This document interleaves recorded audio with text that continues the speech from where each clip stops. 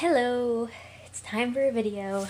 We're actually getting it done fairly early tonight because my lovely RP partner has to get up early in the morning. So I'm gonna do this and then probably pass out. So the general consensus seems to be longer videos equal yay. So I'm gonna aim for half an hour long videos. But I might stretch it a little bit to compensate for any amounts of huge balls of text or my own personal rambling, because you're not watching for me, you're watching for Homestuck. So, domestic violence ensued, and Rose is having none of it. Rose is like, I don't ship them. I don't like Strider Cest. What are you talking about? So, the clock is ticking. Look around for anything else of importance. This looks like something of importance. The coordinates are made of Skittles. Bleh. I don't like Skittles. Though I would have preferred them to the really nasty M&Ms I had earlier today. Whoa.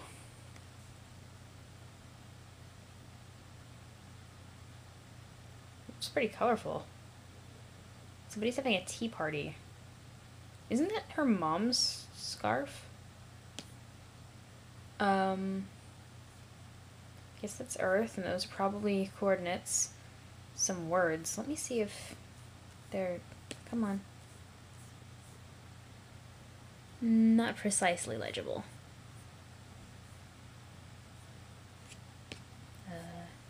I don't even know if that's... Okay, good. It appears to be Skynet's primary session terminal, monitoring a great number of SBURB sessions in the northeastern United States and parts of Canada. Upon further investigation, you draw some logical conclusions. It looks like each session consists of an IP address and a physical location. The colored dots on the map appear to be meteor impact sites. It seems each session corresponds with a meteor, but not all meteors have sessions. The color of the dot appears to indicate the status of the meteor's descent. The red dots indicate meteors that have already landed, meteorites. Yellow dots are imminent collisions. Green will impact later, and blue will take the longest to touch down. So it looks like the majority of them are concentrated around this area here, which is probably her location, I'm assuming.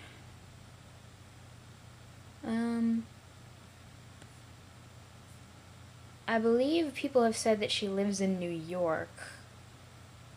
So I'm going to divert for a second and check out Google Maps. That's where I am.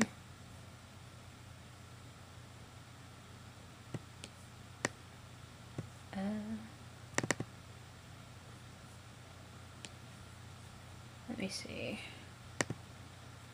Move that over because I don't really need that.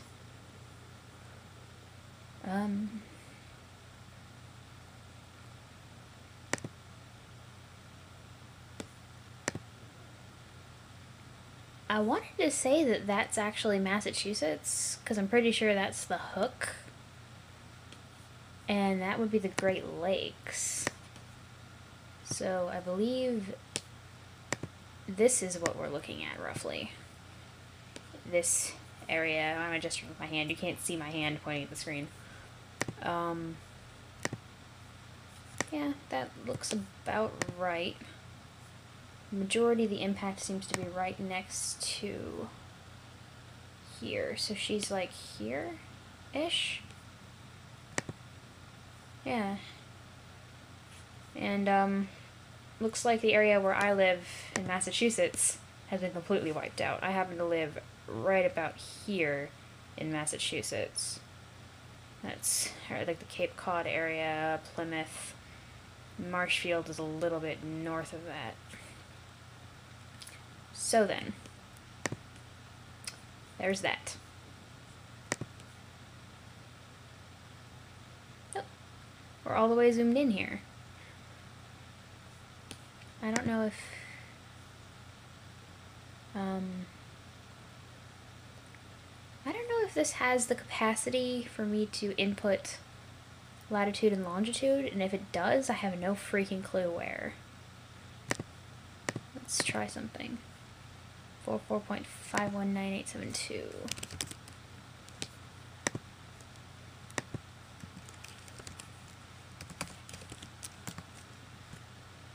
Nope.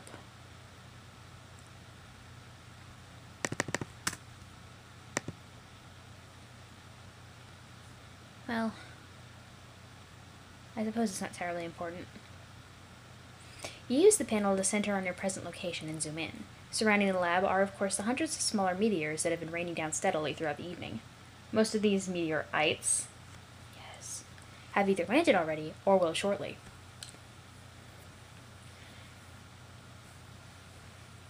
Centered over the lab is a significantly larger imminent collision. You can't say precisely how imminent, but you could certainly take an educated stab at it. Just southwest of the lab, centered suspiciously near the location of your house, is an even larger looming collision, though this one appears slightly less imminent. It is chartreuse as opposed to yellow. The terminal looks like it can monitor any meteor or session around the world. Search filters can be applied as well, restricting results based on size, time of impact, location, and so on.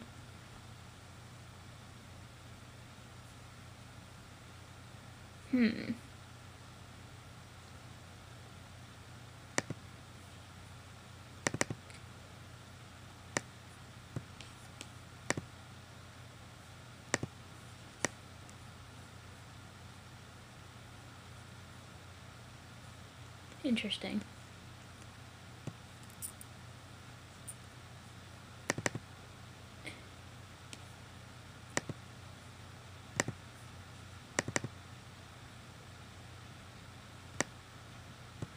There's so many small bodies of water, it would be impossible for me to pinpoint it based on the visual. So...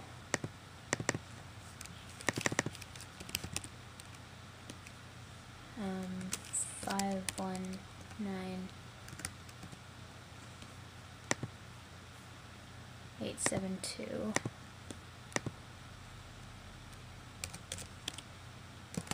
I-74...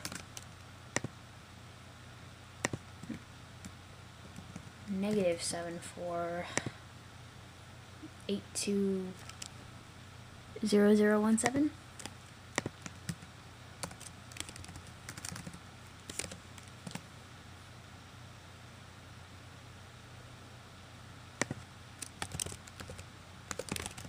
Latitude and longitude.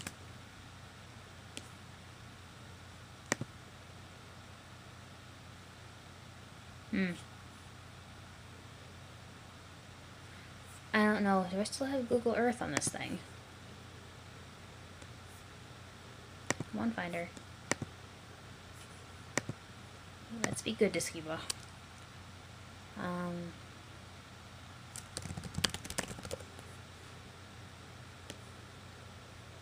I do.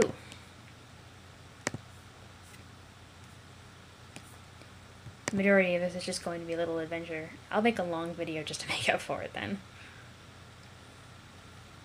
Come on, Google Earth. You can do it. Atta baby.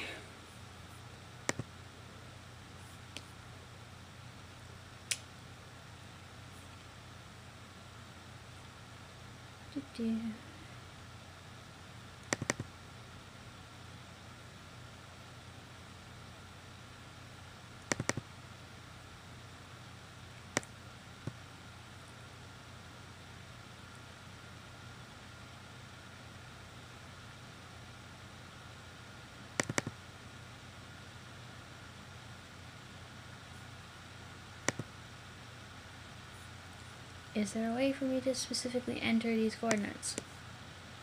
44.159.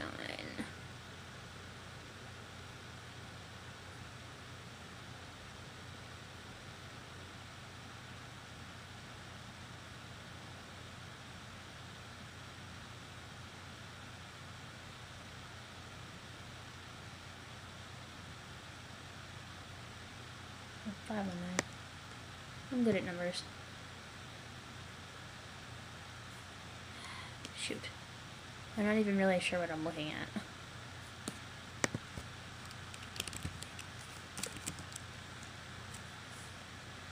I've never really used this thing. I don't even know why I have it, to be honest.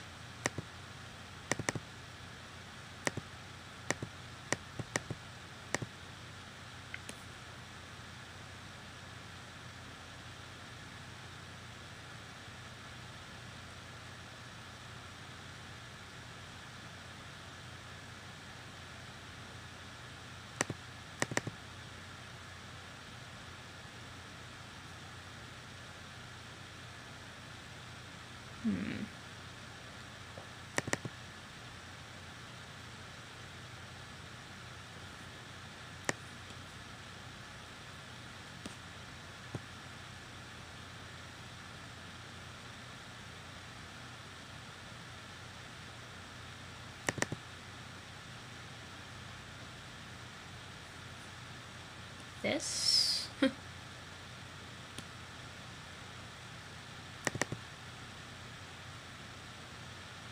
And see if I can get a good picture.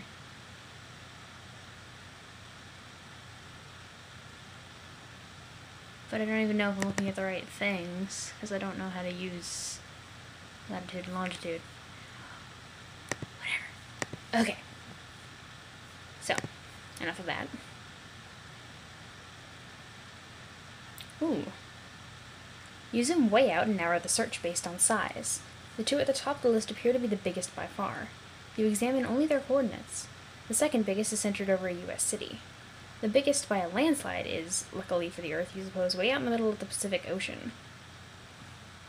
Well, turn your laptop and check on John. You plug the laptop into the hub again and turn it on. It is now powered and connected to the wireless signal the hub is broadcasting. Your S-verb session reconnects. John's house has been made a mess of. No sign of John here. You wonder why the house is shaking. Last time you saw him, he was on one of the roof platforms. You'll have to navigate via the S-verb interface to find him. Ascend! Whoosh. Or not function. Chrome, please.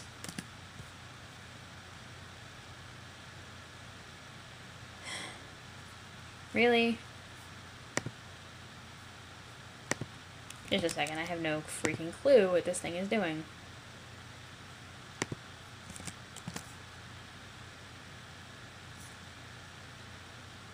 If my internet connection crapped out on me, I'm going to be very, very sour.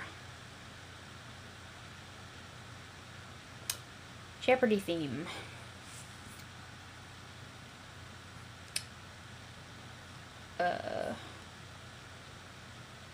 I have nothing to entertain you guys with in the meanwhile. Let's see if Firefox is doing any better.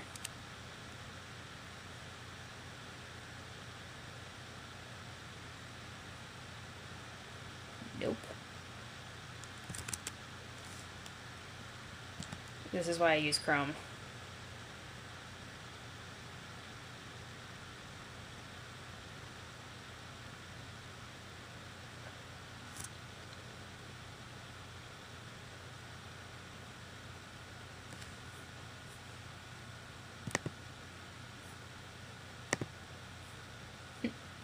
Aw, Snap is right.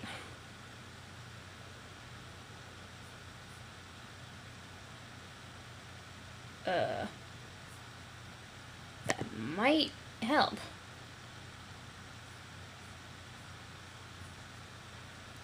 Okay.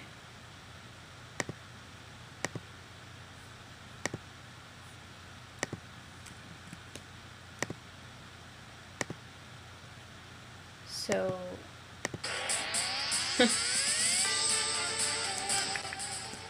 well then.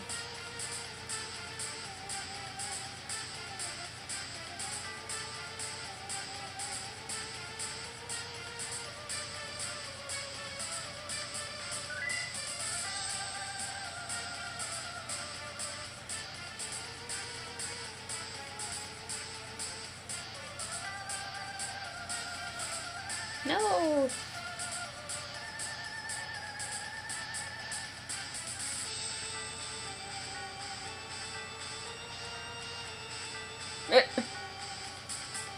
Really?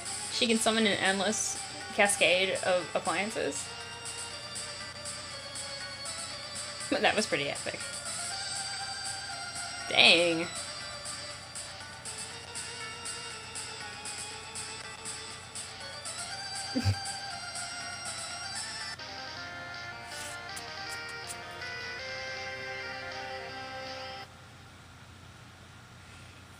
Yes. High five, mannequin. That's hanging long enough. Good work, John. Oh hey, you're back. For now. I'll have to leave again shortly. It looks like there's another large meteor headed for my present location. Oh, so you mean Dave connected with you? Not yet, I'll explain later. But I think I've determined that activating the timer in the game is not directly responsible for summoning a meteor to your location. The countdown seems to merely exist as a sort of warning to the player, as well as a strange coincidence. Okay, I don't really think I get it. Is this relevant? Probably not at the moment, and certainly not to you. I have to go. Okay, later. P.S. Try not to waste too much of that grist while I'm gone. Climb that echelon ladder. Boy Skylark. Not to be confused with Chip Skylark. You rocket up the echelon ladder to the dizzying heights of the vaunted Boy Skylark rung. Your new feather is hard-earned and well-deserved. And alarmingly fashionable. He stuck a feather in his cap and called it macaroni. Which, for people who don't know, macaroni was old slang, back in the day, for foppish. Which, if you don't know what foppish means... Dandyish, dandified, dapper, dressy, affected, preening, vain, effeminately mincy? Well... yeah. Not a very, good thing to be. Collect fat loots. Aw, yeah. I don't know what this is. Don't forget to flap your arms. Joe's not here. You and your ceramic pork hollow rejoice in the amount of wealth yielded from your meteoric ascent up the ladder. You were still not sure what all those boon dollars can actually get you. But when pulling in such insane loot hand over fist like this, who cares? Not you. Pick up as much grist as you can hold. Dang! Your expanded cash limit is more than enough to accommodate the grist windfall. You gather up 2,260 pieces of belled grist, 1,040 pieces of shale, 490 drops of tar, and 350 crops of mercury. Crops. Yup. You can't wait to find out what amazing items this new supply of grist will be just barely insufficient to produce. Yeah, what could be greater than that? Holy crap. That's the cap. Oh god, there's grist litter down there too. Those stupid ogres were huge grist pinatas. One of those big sour grape electric holocaust gushers is jammed in the hole in the platform. You guess there's only one way to get it. Words. Doodaloo. John, don't forget your book. It's your birthright. You ought to give it a read when you have a moment, particularly the first several pages. Okay, Nana, I will. Hey, Nana? Yes, dear? Since I'm trying to get up the gate, and since you can sort of conjure floating beds and throw me around and all, couldn't you just throw me up to the gate? Yes, of course, John. But that would not serve your purpose well. There is a very good reason why you should build up to it, and then keep building. Oh, okay, I guess that's what I figured. So just one more thing. Do you think that instead of telling me exactly why that is with a clear explanation, you give me a series of really coy riddles about it and then sort of giggle?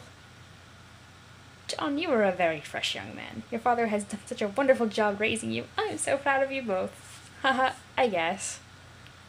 When you pass through the first gate, everything will change. You will find the place where the constellations dance beneath the clouds. And then your true work may begin. Hoo-hoo-hoo. I suddenly understand everything. Elsewhere, we find a place that's really fucking purple. Is it grape menthol flavored? Where a kingdom lies entrenched beyond an impenetrable veil of darkness. That's pretty fucking dark. And some pies and some shaving cream. Keep yourself clean. Oh, it's the fist of justice. And he's like, oh, I'm about to get punched in the face. I kinda feel bad for it.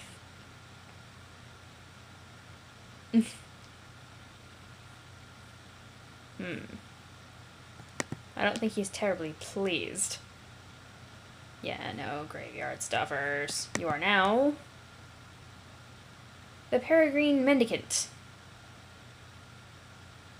I don't know if I'm pronouncing that properly. You are flying westward in your peculiar mobile station. You have no sense of your bearings presently. The door is blocked by a metal column which extended through the entry shaft before liftoff. What will you do? Check mail. Dr. David Brenner. Attention, serious business. Scratched out address. Southeast 267th Street, Maple Valley, Washington. This message to Dr. Brenner looks pretty serious. Open envelope? Never. The mail is sacred. Sacred is the trust between the postman and the recipients. Oh, PM. Postman. of his precious parcels. You have made a solemn pledge to deliver this letter to the doctor just as soon as you determine where this address is, or find any sort of discernible mailing address in this wasteland, for that matter. The mail is freedom. The mail is life. The mail is the very fabric of Wait.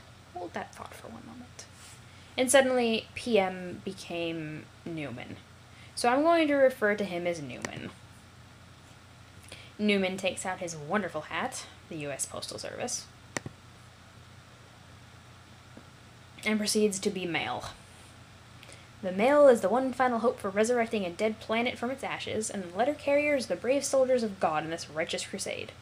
They are the defenders of the light of knowledge, free communication, and the exchange of ideas. They are the bold touters of all those little papery conduits of freedom, the white postmarked angels that whisper a message on their deliverance, a promise to the yearning. There is hope yet. Liberty, reason, justice, civility, edification, perfection. Mail! Here's the mail, it never fails, it makes me wanna wag my tail. No, I'm not gonna sing that. Examining keyboard and screen. What is this? Newman says.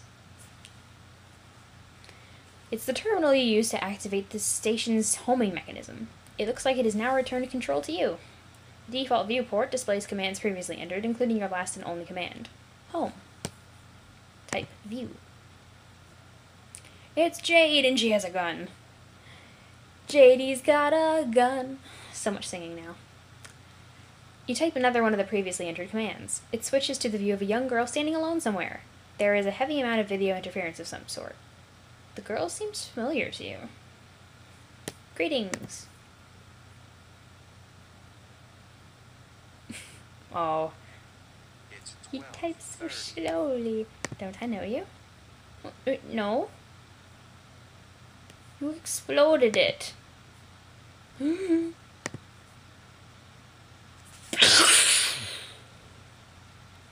Whoops.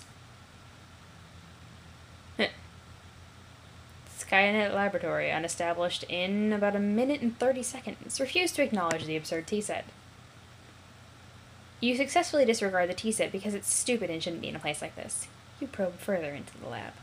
Although now I really want a cup of tea, which is way too late for tea. If I drink tea now, I'm going to be up all night. Looks like a little girl's room. This all strikes you as a bit odd. Wait a minute, I know whose room this is. I recognize the scarf, and the wizards, and the cat, and... Well, I probably would have picked up on it anyway just because of the wizards. Very interesting, Homestuck. I see you and raise you 10 moon dollars. Wear the scarf, be the rider.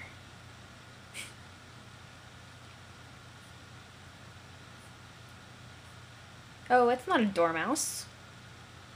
Okay, maybe you did a little messing around. You're the only human ever. Oh, what's that? It's an adorable kitten. You were accosted by a friendly mutant kitten. Kittens. Resist great urge to take the wedged shale. Okay, John. John's like, have some doubts about this. You know you should grab this thing, but... You are suddenly feeling apprehensive about entering your father's room. With all the scampering around, it almost slipped your mind how much you hate his hideous clowns. No use putting it off any longer. There is only one thing left to do. Give me a D, give me an E, give me an S, give me a C. Rah, rah, shish, boom, bah, John, go into your dad's room. Jump down. Bing! And I'm probably gonna skip like 20 things and...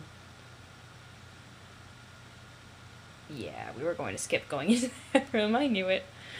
This is a little scary. Why is she dressed like that? I know what that is, but why is she dressed like that in this picture?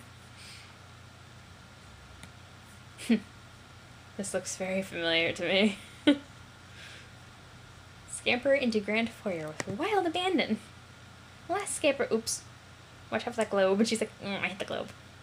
You scamper your heart out and bump into something. You don't know why he always insists on keeping it so dark in here. Oh, look, it was one of his dumb globes. These things make it awfully difficult to navigate the foyer. We get it, Granddad, that you like to travel around the world, going on adventures and stuff. Lousy goddamn stupid globes, 6 Flanders. Arm yourself. With a gun. Grandpa will surely have stern words for you if he catches you without your trusty rifle at the ready. That's just what you need, another one of his blustering, mustachioed diatribes. You're rolling your eyes in advance, getting them warmed up. But ideally, you can evade him altogether. All you have to do is get past the fireplace and out the front door, and you will be scot-free. I think it's funny how he's like, Jade, you didn't have your gun out in the house. Tisk tisk. Examine those chaps on the sofa. Shuffle, shuffle. So where's the lightning flash and Grandpa appears? These are the Manor's 4 distinguished house guests. They like to gather here by the fireplace for tea time, as well as pretty much all other times. It's all very mannerly and civilized. You know exactly what's going to happen when you try to sneak by. The fireplace is going to light up, and your grandpa's silhouette is going to appear from the fire to give you a good spook. He is so predictable. There he is. Hello. There he goes. The old man has the flame. Yep. It's cute how Firefox is trying to be Chrome. I haven't used Firefox in so long, I only use it for this. You suppose you could still manage to sneak by the crafty old man if you are fast enough. Avoiding an encounter would be ideal.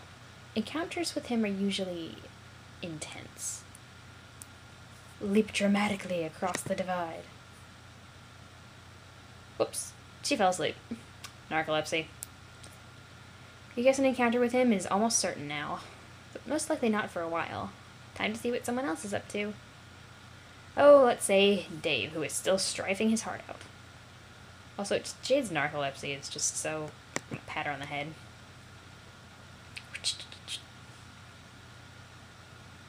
How long is this gonna take to load? Aw, snap. Freeloader sec out. Loading. Oh, are we gonna gun strife? Alright.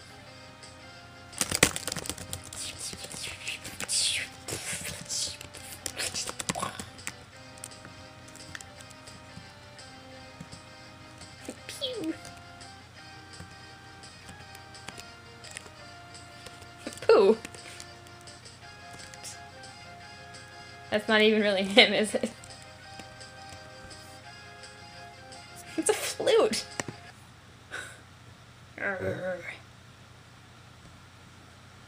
Yes, I'm going out with this gun. No, I will not get a bigger one. No, I will not take yours. I can't even lift it. Oh, that is so preposterous. Do you even hear what you're saying? I will be fine. This is a perfectly deadly gun and it shoots lots of incredibly deadly bullets. Let me just stop it. I'm going now. Goodbye. Heart. Abscond. He was so much easier to deal with when he was alive.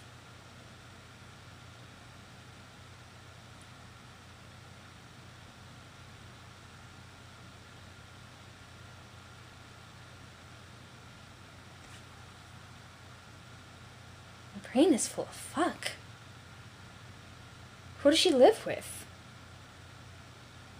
Does her dog take care of her? Unless she's kidding. Don't actually know.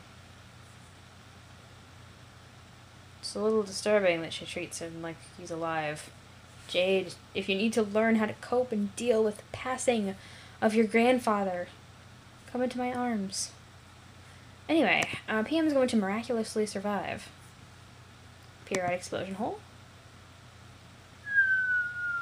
Tink, tink, tink, tunk. There they go. Nom.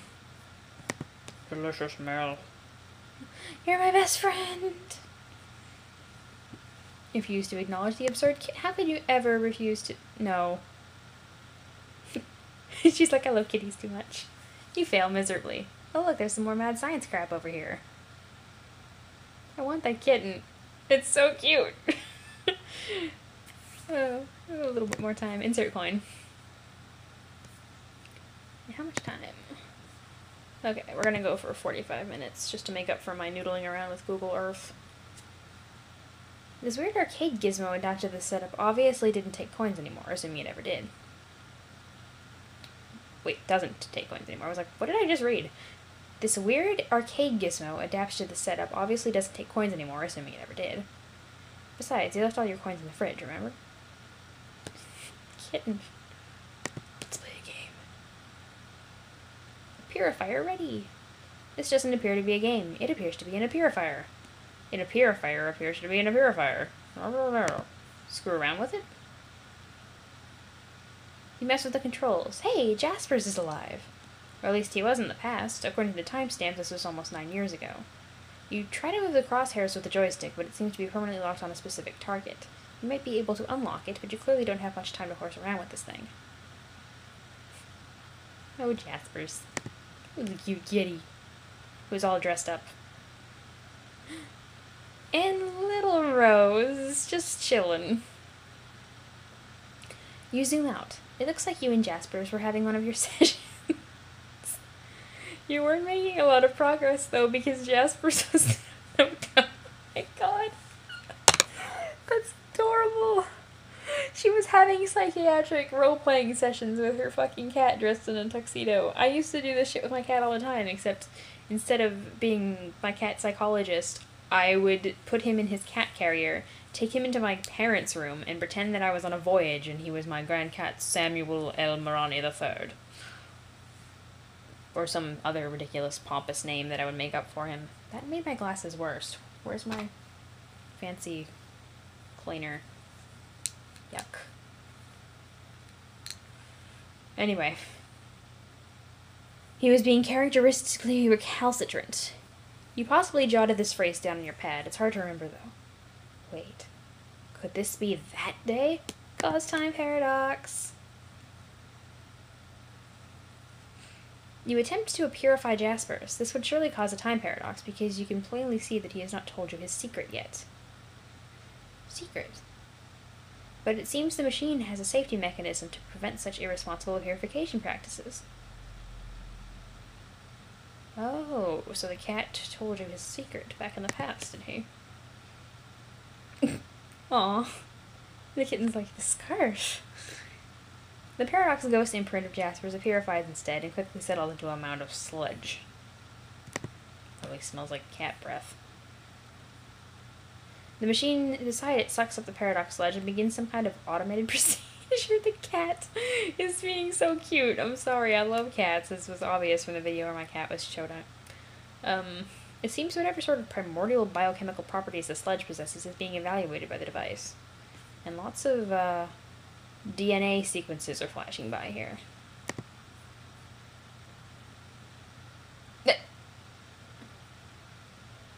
The device generates a fetal paradox clone of Jaspers. The wretched creature exhibits a number of unfortunate mutations, though. The good news is that it will be mercifully unestablished along with this facility shortly. This is also the bad news. Whoever was operating this machine in the past may have been making unsuccessful attempts to perfect the science of ectobiology. And I'm a little unnerved by this just because I've seen several cat mutations, because cats actually tend to have a lot of fetal mutations and usually tend to not survive very long. I've seen a cat that had 2 faces, a cat with only 1 giant cyclops eye, things like that. Have a flashback.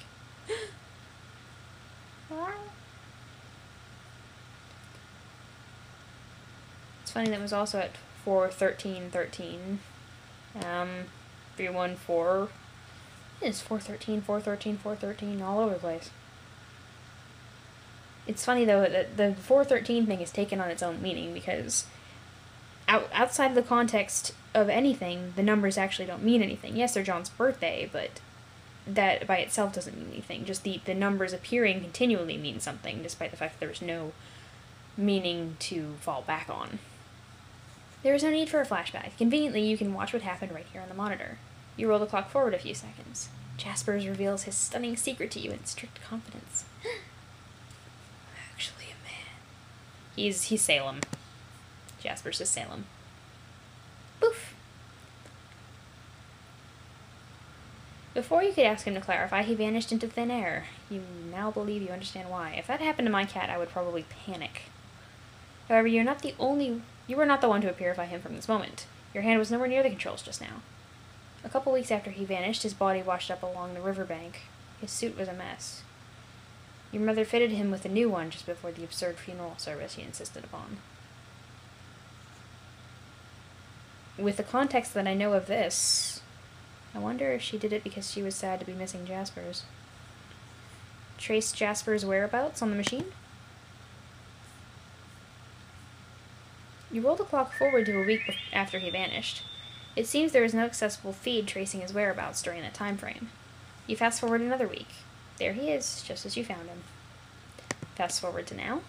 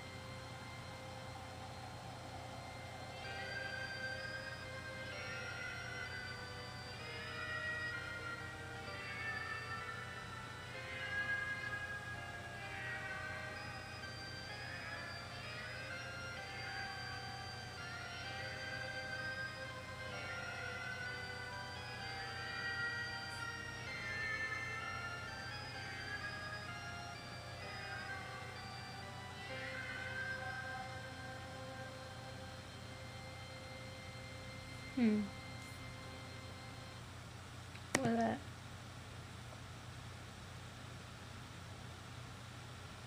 What is this?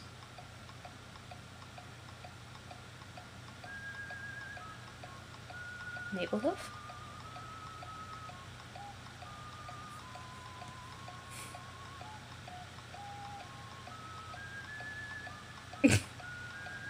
Nice.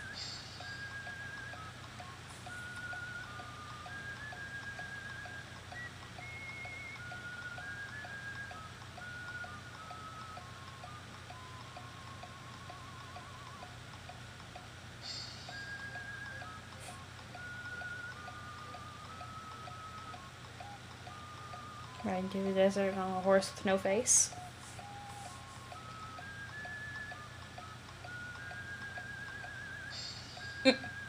John?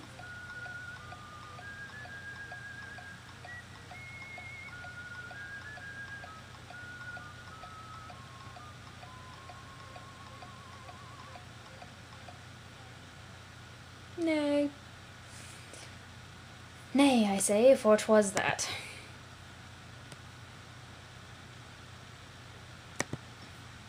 Well, okay then.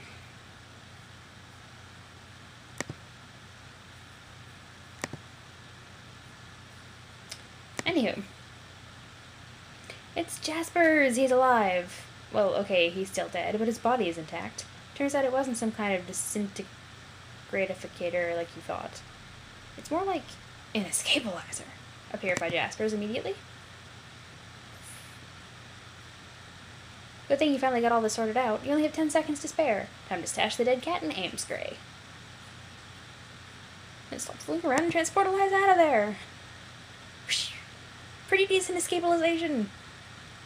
Locate and feed the devil beast you call a pet. Beautiful rolling green hills. Good luck finding him. If he wants to be found, he will find you. Becquerel has always managed to elude your prognosticative faculties. Prognosticative? Words. Faculties. He is completely invisible to your intuition somehow, a property almost totally unique to him.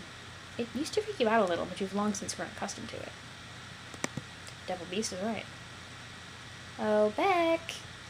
Oh, there he is. Emanating devilish aura. This is what you shouldn't have been feeding him so much irradiated fucking meat. Huh? Oh, it was nothing. Nothing at all. Moving right along. Retrieve the package you expected to arrive.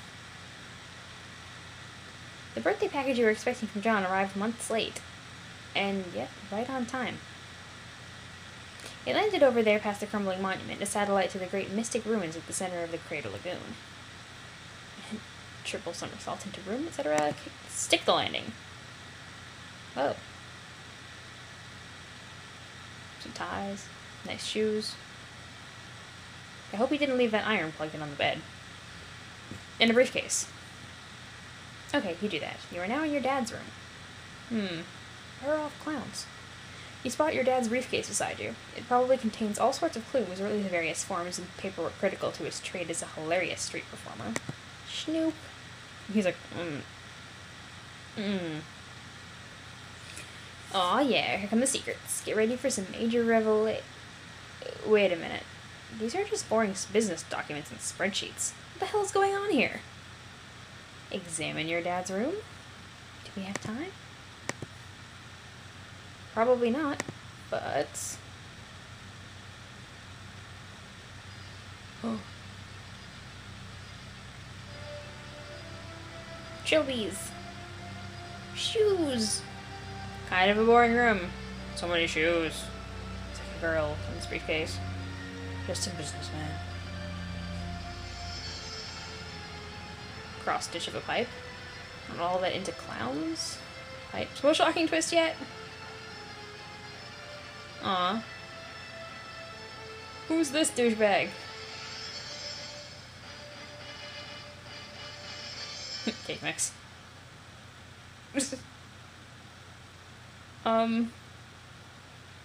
You really weren't expecting this, John? Tisk tisk. Tisky tisky tisk. Calm down, it'll be alright.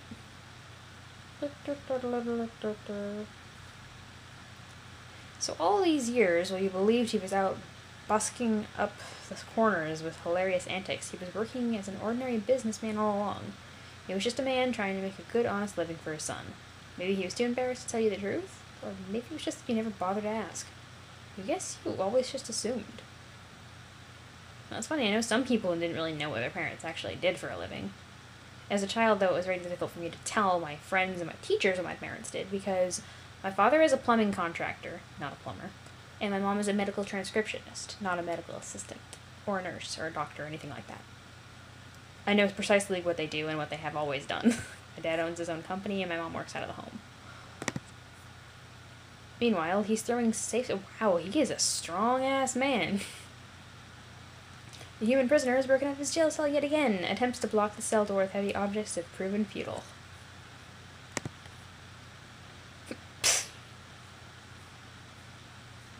Curse you. You're going to need a bigger safe.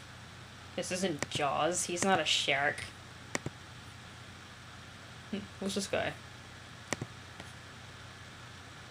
Spade Slick. Spade Slick. Got a nice ring to it. But you know your own name. And it damn well ain't your name. Take another stab at it. State name and rank. Okay. State name and rank. You are Archagent Jack Noir. You oversee various affairs of a dark kingdom. Presently you are determining how to deal with this prisoner, who has been a thorn in your side since he was apprehended. You view the affairs of the kingdom through a series of fenestrated walls. You have 3 walls, nearly enough to form a cubicle of vigilance, which is full and proper enclosure of an agent of your stature. However, much to your utter contempt, your 4th wall was stolen some time ago. Oops. Sorry about that, bro. Tough luck. We'll see you next time, Mr. Noir. Who kind of scares me.